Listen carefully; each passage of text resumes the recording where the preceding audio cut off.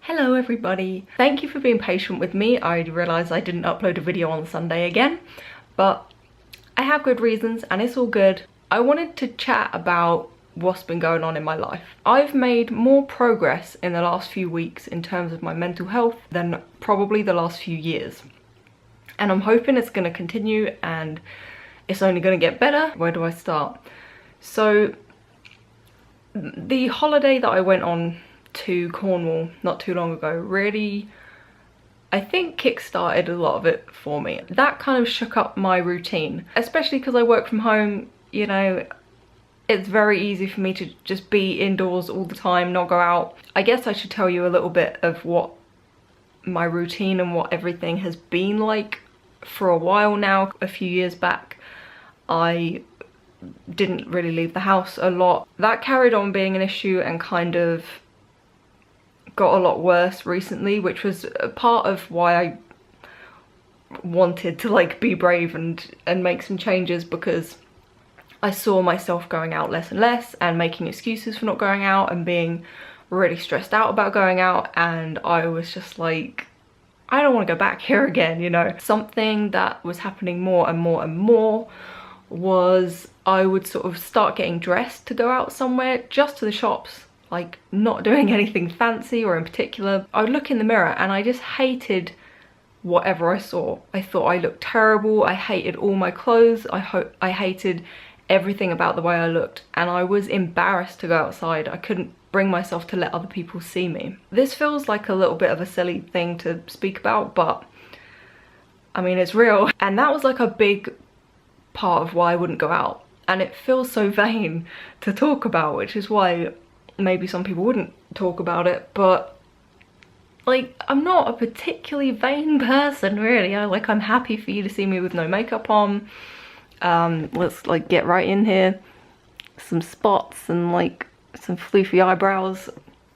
I don't particularly care about not looking great, but it was this massive mental block when it came to going out in public. And I wonder as well if part of it was that I had been dealing with some depersonalisation when I went through a really, really rough few months when I was losing a lot of the boys very close together, a lot of my rats. The depersonalisation really took me out of myself, and I saw me as I felt like other people saw me, and I couldn't connect at all to who I was. This sounds balmy, doesn't it? If you've never experienced it, you're more like, what? Were you taking acid? No, it was just really, it was a really odd feeling. I was looking at the thumbnails of my videos. I was like scrolling through my channel and I felt just disturbed beyond belief, trying to look at me and accept that's you, that's what you look like that's your personality. And I don't know, it was really weird, it was really odd, and it took me quite a while to adjust back to this is who I am. So I think that perhaps was part of it. And also my appearance changed a lot, you know, quite quickly. I had big green hair, and then I was prescribed glasses, and it turns out I am pretty blind, so suddenly I had big green poofy hair and glasses, and looking in the mirror and dealing with depersonalisation as well, and it was a bit odd. It was all quite unnerving, which is a little bit of why I also ran back to the dark hair and the fringe. But the fringe, getting rid of the fringe is also signifying me moving on. But anyway, I didn't feel like I could go to the shops on my own. I would ask Alex at the weekend when he was off work, right, I have a list of places that I want to go, that I wanted to go to during the week, but I would wait until the weekend just so I could go with Alex. Something else I struggled with, I don't know what it technically is or was a product of, but I struggled with really disturbing thoughts. I didn't speak to a doctor about it, to be honest. I probably should have. Things like, I'm gonna get hurt if I go out. If I walk past this car, someone's gonna pull me in. The person walking behind me is gonna attack me. And I knew it was illogical, I knew it was very unlikely, I knew all of this stuff, but that didn't help my body and mind not kind of react as if it were real. I would sweat and my heart rate would go up and I just wouldn't want to go out. So anyway, it's been affecting my life quite bad, put it that way. And also something that you might not have noticed, but it was upsetting me quite a while back. I stopped reading a lot of your comments. I would read them for the first couple of hours on my videos, and then I couldn't bring myself to look at them anymore. And I was just convincing myself that there was like so much hate there and I shouldn't look at it because it would send me off the deep end. And I, like, this was quite a while back now, but yeah, that was really upsetting me because I felt it just made it worse, because the distance between me and you guys then left my mind free to like make up whatever I wanted about my audience and what they think of me, rather than actually reading what you were saying. So we went on holiday and it sucked me out of this routine I built for myself, this little like cocoon where it was all about avoiding anxiety, but I lived in like fear. The holiday meant that every day I was going somewhere new, and every day I was out among people, and I was somewhere completely new where I didn't live, which really made a difference in terms of going out and like not caring so much about the way I looked and stuff like that. Like, I can't deny a little bit of something is always in the back of my mind, like what if I get recognized and people think I look ugly, which is so dumb. Like, even if they did, who cares? But you know, that was still in the back of my mind, I guess. But being away from home, I didn't care quite so much. I was like, whatever, I'm on holiday. And I actually had to like deal with not being comfortable in what I was wearing a lot, because I took all the wrong bloody clothes. It was a heat wave when we left and it was cold most of the time we were there, so I had all completely inappropriate clothes. I had nothing but flip-flops because I forgot my shoes. So the holiday was great, and while I was there, this kind of controversy around, I think it's NARS, was it NARS, who announced they were going to start testing on animals because they're selling in China. I had tweeted about it, just sort of being quite annoyed by their statement, and I got an email about speaking on Radio 1 about this issue. And when I got the email, I needed to kind of get back to them immediately because it was that morning that they wanted me to speak about it. I wanted to do it. I wanted to be there for the animals, but I was suddenly faced with like this intense kind of social situation, speaking to someone else that I've never met on the phone about something like that would be a big enough issue as it is for me, let alone then that being played on Radio 1.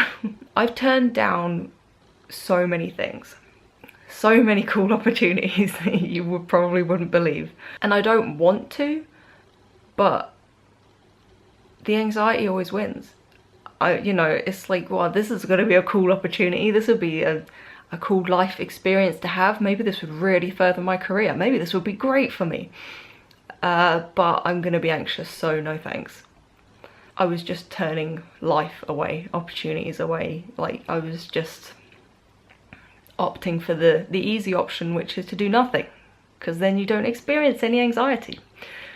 But life is also very like numb at that point, and it was making me feel worse and worse and worse the more things I turned down, that I in my heart was like, I wish I was the kind of person that could do this.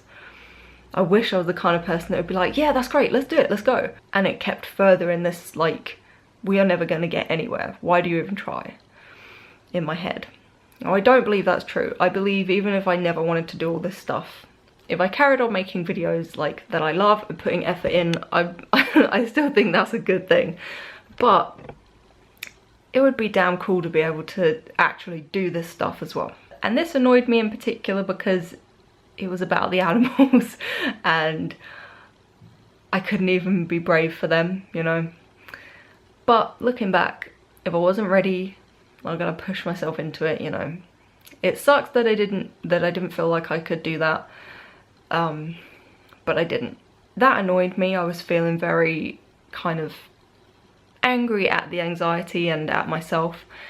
And when I got back from holiday, I can't remember if something else happened or what, but I just was overcome with this feeling of like, I'm done with you controlling my life, you being like the anxiety. So I started just doing things and experiencing the anxiety and remembering it's not going to kill me, and you know, the alternative, which is just carry on living the way you are now. And I didn't want to do that. So if I wanted to go to the shops, I started going to the shops, and I felt anxious, and it wasn't always pleasant, but I listened to my music, my headphones, and I started with sort of shops that were really close to me, and I actually had a good time wandering around there looking at stuff that Alex finds boring to look at.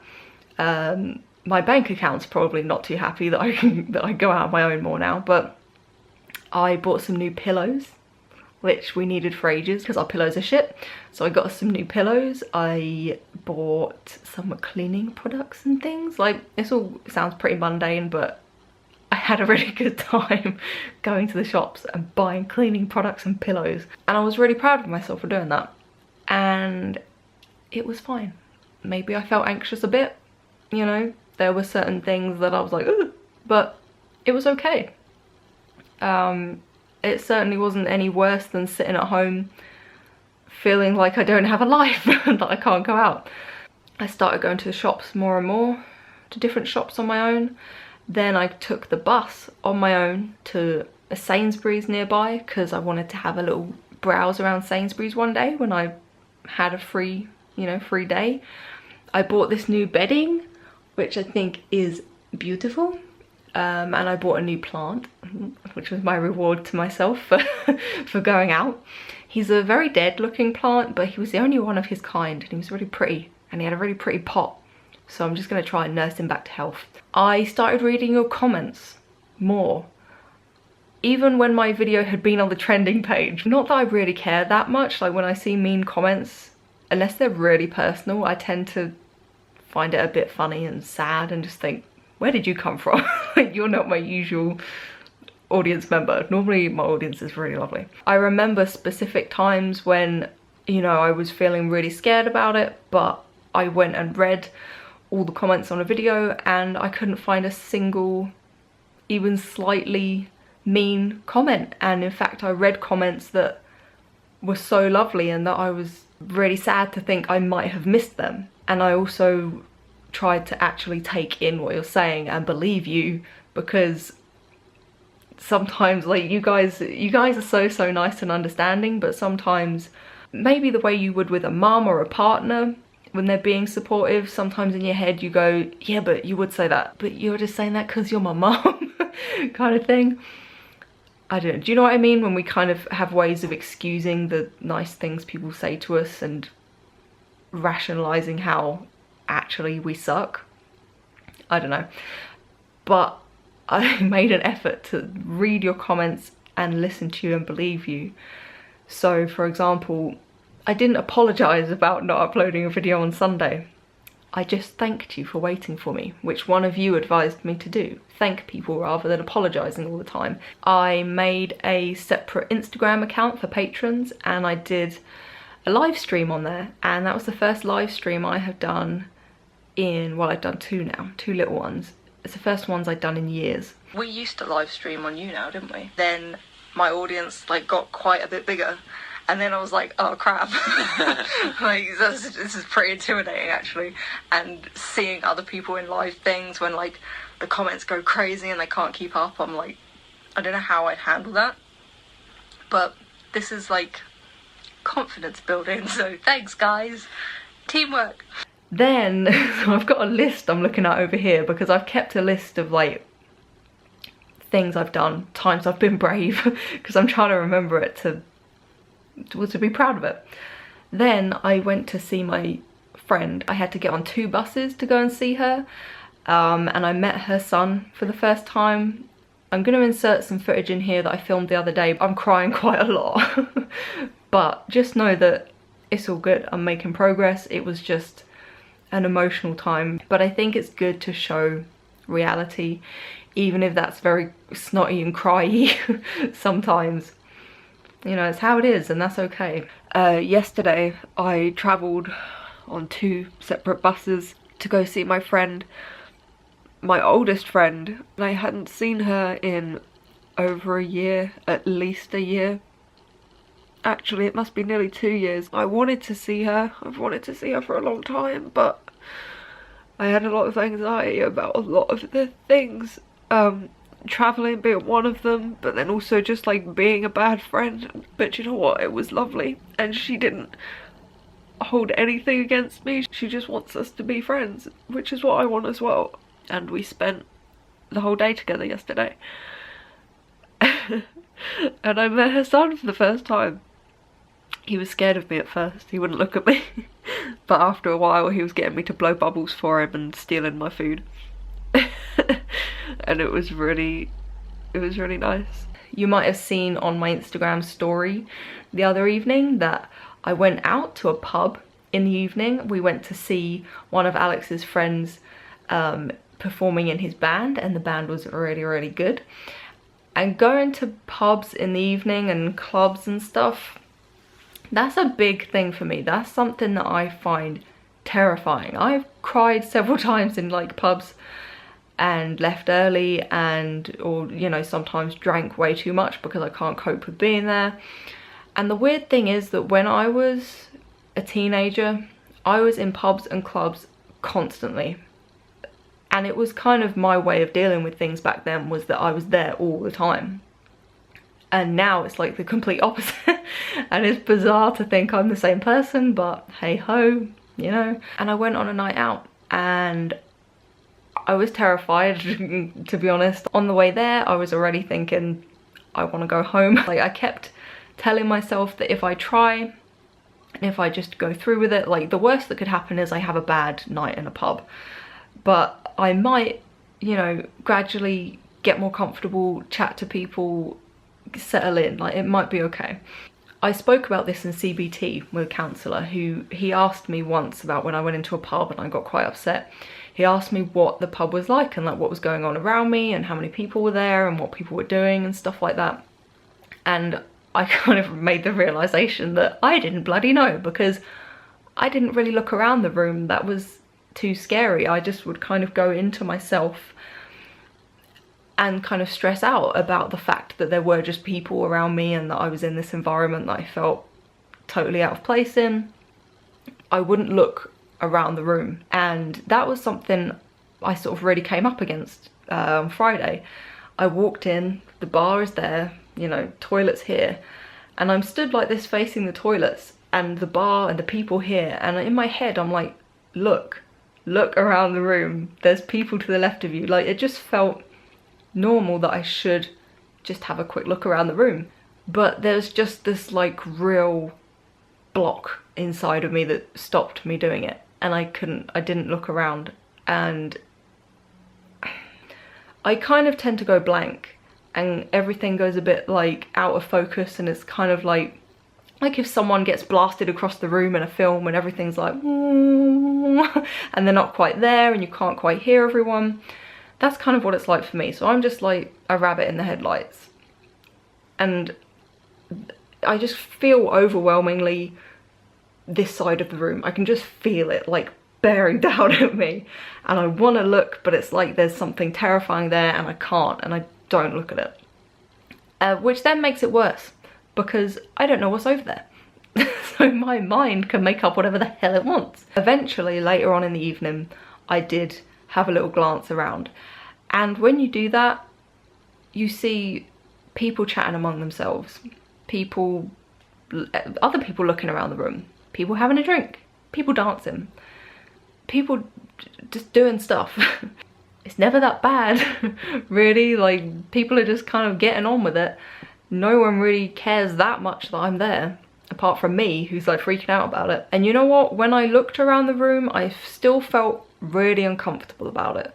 But I kind of just said to myself, like, it's normal to look around a room. Just pretend that you feel perfectly fine doing it. So I did. I just pretended. I was just sort of glancing around, pretending like, I don't care, this is just normal, I'm just looking around a room. Even if I had to act a little bit to get there, once I did it, I was like, oh, okay, well, it wasn't that bad, I guess. I think there is something to be said for kind of pretending sometimes, which I don't know if that sounds bad, like I'm not saying just pretend you're fine and you'll be fine, but sometimes reminding yourself that other people don't know how you're feeling inside can be really helpful, because I stress out about, do I look terrified all the time? And I also would stress out about how I'm sat, how I'm stood, my body language. Not many people, if anyone, probably care about these things, about how you're stood, how you're sat. The more you overthink it, the more likely you are to be stood or sat awkwardly.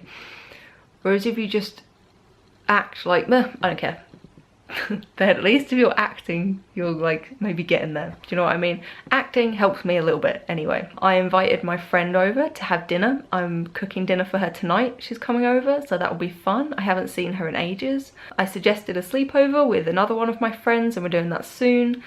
And I accepted an opportunity to go do something cool in Edinburgh next month, and I'm pretty sure I'll be traveling there on my own. Might have someone else, but I won't have Alex with me, but it'll only be for one day. And that, like, I had a bit of an emotional breakthrough slash meltdown when I accepted that offer. This thing in me just really, really wants me to do the easy thing. Avoid the anxiety, just stay out of it, just don't go anywhere, don't do anything. I'm trying to fight that, but it is hard. Oh, they just wrote back.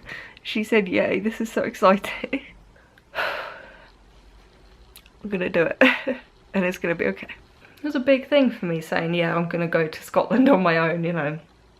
But it's one day and I still have a month before that happens, so, you know, I'm feeling okay. The thing that stops me doing things a lot of the time is not knowing, like thinking, who's gonna be there? What's gonna happen? What are they gonna ask me? How will I react if this happens? What am I gonna do about this and that? It's all these sort of unanswered questions and all these unknowns. So if I try and just deal with the anxiety, you know, experience it and remember it's not gonna kill me, it's unpleasant, but we'll get there, then gradually all these unknowns will become known. And I'm sure none of it will be terrible, you know. So yeah, I'll go to Scotland next month. But I'm sure it'll be really cool. I've never been and I've always wanted to go. I've just been very brave recently, I guess. I'm still going at my own pace. I'm still not gonna force myself to do something if it would really, really stress me out. Like, I'm not gonna be on live TV anytime soon or anything like that. Not that I've been invited to, but you know, I'm keeping up like momentum. Also, something kind of unrelated but that also ties into this is I started watching Obsessive Compulsive Cleaners on 4OD. I became like obsessed with that show all of a sudden. I find the before and afters really satisfying to see when they've cleaned someone's house. The premise of the show is basically they take someone who is obsessively clean. Not all of them have been diagnosed with OCD, but there are a lot of them that have. Some of them, their OCD has a real, you know, big impact on their life, and they go to someone's house that is a hoarder or that is very untidy and very messy, and they kind of try to help each other. I think I've mentioned in videos a couple of times before that I'm kind of a messy person and I really don't like it, and I try to keep on top of my house, but it's always messy, to be honest. And after watching like an episode or two of that, I just felt really inspired, and my toilet is gleaming now. My bathroom is completely clean. I've been hoovering every day, like just quickly. I'm not I'm not like going to the lengths that some of the people do on that show, but I've been cleaning this morning. I've been dusting things, and I've donated about 13 bags of stuff. Having a cleaner, tidier house has made such a difference mentally as well. Not having like clutter around me makes such a difference, and also being able to invite friends around and not think, oh, I need to like do a load of cleaning before they come round, or I'm ashamed of stuff or whatever. Like, not that I'm sure they would care. If I went to my friend's house and it was messy, I wouldn't be like, you know, judging them or whatnot, but just for myself feeling comfortable and feeling proud of my home and everything, it's really made a big difference. So I'm really grateful to that TV show. And it's also a really inspiring show because The people in it are pushing themselves and challenging themselves, challenging their OCD by, you know, being in a dirty environment, or challenging their hoarding by actually, you know, trying to get rid of things. And it's actually really touching. Like, the people often end up making these real human connections. I've cried a couple of times watching obsessive compulsive cleaners. I hope that listening to this was interesting or encouraging for some of you. I have no doubt that I'm going to have down days. I still am having down days all the time. I would say at least once a week. I still have points where I feel like really pretty depressed, but that can't take away progress you've made. That can't undo times you've been brave and like things you've done. So it's all good. I'm gonna end it there. God, I bet this video was long, wasn't it? Thank you for listening, and I will speak to you again soon. Bye bye.